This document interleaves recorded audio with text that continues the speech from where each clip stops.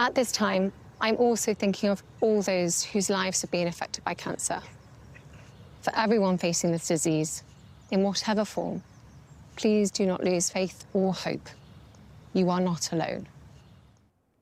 Powerful moment there, and let's just get right into discussing what happens next. To join me to do that, host of Money Talk, Melanie, Collette, global business consultant Hillary Fordwich, member of Restore Liberty and serial entrepreneur Jesse Tate, and internist, Custom Care Medical, Dr. Frank Contessessa. Great to have you all with us, despite it being under very difficult and sad circumstances.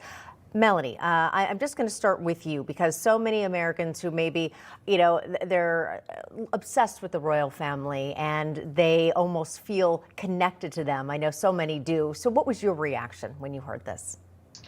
Certainly a mixture of sadness and just hope for her. And I just want to say to everyone, please pray for her. Prayer absolutely works.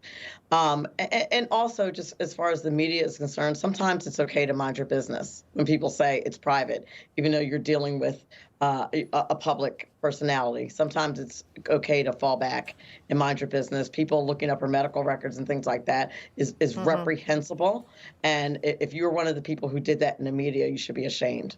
Very well said. Dr. Frank, I'm going to go to you. I know it was not revealed what type of cancer Kate is suffering from. As she said, she had abdominal surgery. So I don't want you to make any guesses. But, she's 42 years old. She's relatively young, seems to be in very good health. Is that a positive, or is it just impossible to tell? Well, I can only speculate on. I watched the video and I heard her statement, so we can extrapolate from the few facts that we know. So she said it's abdominal surgery, so not pelvic. So that rules out the reproductive organs, the ovaries and the cervix and things like that.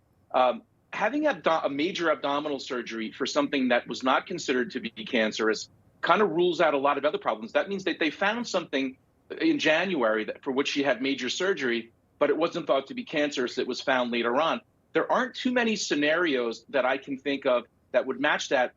Something that would go along with that. Maybe she had an incidental finding of maybe a cyst on her pancreas or something in her liver where this is, it doesn't look like anything, but let's check it out. And then it was later found to be cancerous. It could be something with the colon. It could be maybe she had diverticulitis and they thought it was just a flare-up, and they went in to do something and they found it to be cancerous. So we can extrapolate some of what we know just from the facts that have come out so far, but it is very difficult to guess. Yeah, absolutely. But great insight there.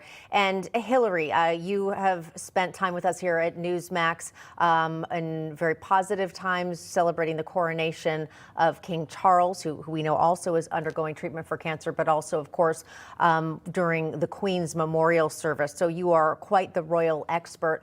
My question for you is, how does the UK react to this? The king has cancer, and now the future queen also undergoing treatment for cancer. Just kind of set the stage for us a little bit. Well, Katrina, yes, there have been far happier times when we've all been together reporting on the royals. There's no one that can speak for a nation, not on either side of the Atlantic, but I'll speak to some definites. In the United States, Kate has been more Googled than Trump or Biden. This in the UK, there's not a person that isn't obviously aware of this, although, well, maybe there are. But I mean, if it's that pervasive in the US, we can extrapolate in the UK. What we can also look at are the YouGov polls, where she is one of the most popular royals. And I would say that it's an outpouring of love that we've seen. Melanie earlier was right when Melanie said, there's privacy. We have to respect her privacy. Yes, but I would say a lot of this does come from the respect and the caring for her. And I would say what she's done is one last point.